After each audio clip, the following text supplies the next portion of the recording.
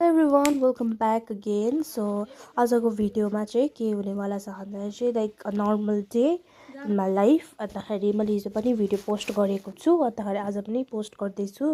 As I have told हिजोको भिडियोमा that I will be posting regular blogs भनेर।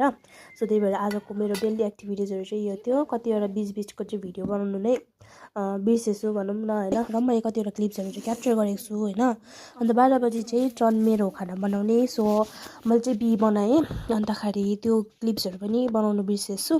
अन्त यो सुन्तला चाहिँ हाम्रो पर भाउजूले ल्याइदिनु भएको। अब आफ्नो घरको त खानु पाएन योपालि, एउटा पनि हो, राखिदिनु त राखेको थियो, खै कहाँ पर्यो।